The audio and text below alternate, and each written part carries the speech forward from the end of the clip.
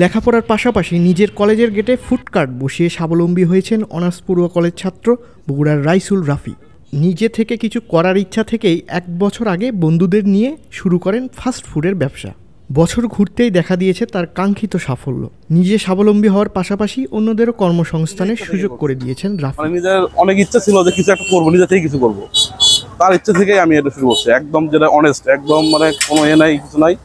আমার ইচ্ছা থেকে আমি আলহামদুলিল্লাহ আল্লাহর রহমতে দাঁড়াইতে পারছি।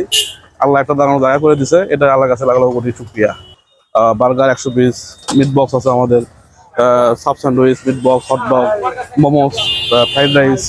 পুরো অ্যাভারেজ আমাদের 10-12 টাকার মধ্যে চলে যায় পার ডে। বিকেলে অযথা সময় নষ্ট না করে সময়গুলোকে কাজে লাগাতেই তাদের এই উদ্যোগ বলে জানালেন। যে আমি দেখা যাচ্ছে বিকেলে 4 ঘন্টা আড্ডা দেই বা 3 ঘন্টা আড্ডা দেই, এই পড়াশোনার ফাঁকাফাঁকি আমার কাছে কাজ করেও অনেক সময় থেকে যায়, পড়াশোনা করার জন্য অনেক সময় থেকে যায়। এই জন্য আমি মোটামুটি একটা উদ্যোগ নিছি। আলহামদুলিল্লাহ আল্লাহর অশেষ রহমতে মোটামুটি সফল আমরা।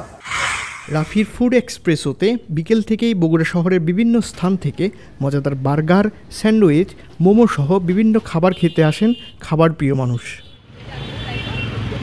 রাফির এমন উদ্যোগের পেছনে নিজের আত্মবিশ্বাস ও সাহসের কথা জানালেন তিনি। বললেন, নতুন যারা উদ্যোক্তা হতে চান তাদের সাহস করে শুরু করার বিষয়ে। না ভয় পাওয়ার কিছু নাই, আর সব কিছু সোজা। আমি প্রথমে ভয় পাচ্ছিলাম, কারণ প্রথমে আমার কোনো এক্সপিরিয়েন্স ছিল না। তবে আস্তে আস্তে আমি শিখাই নিছি। প্রথমে আমি শেফ নিয়েছিলাম, শেফের থেকে সব কিছু দেখে নিয়েছি, শিখে নিয়েছি, এবং আলহামদুলিল্লাহ আমি সব নিজেই পারি, নিজে করতে পারি, নিজের একটা এক্সপিরিয়েন্স হয়ে গেছে।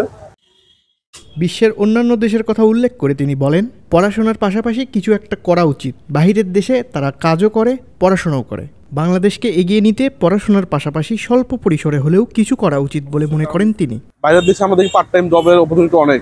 আমার মনে হয় যে বাংলাদেশে আস্তে আস্তে পার্ট টাইম জবের ব্যাপারে আস্তে আস্তে উন্মুক্ত হবে, কারণ পার্ট টাইম জবটা খারাপ না। আমরা অনেকে আগে প্রথমে কাজ শুরু করতেছিলাম বা করতেছিলাম, কিন্তু এখন দেখেন আলটিমেটলি সবাই মোটামুটি এই ব্যবসায় অনেক ঝুঁকে পড়ছে, বা মনে ভালো একটা রেসপন্সের জন্য কিন্তু তারা কাজ করতেছে। তো সেই হিসেবে আমরা যদি আরও বাংলাদেশে আগে নিয়ে যেতে চাই, আমাদের উচিত পড়াশোনার পাশাপাশি অল্প হলেও কিছু জব একটু করার। কারণ শুধু শুধু বসে থেকে সময় নষ্ট বা আড্ডা ফোনটে বা এই টাইপ কিছু না করে কিছু একটা নিজে থেকে করা উচিত।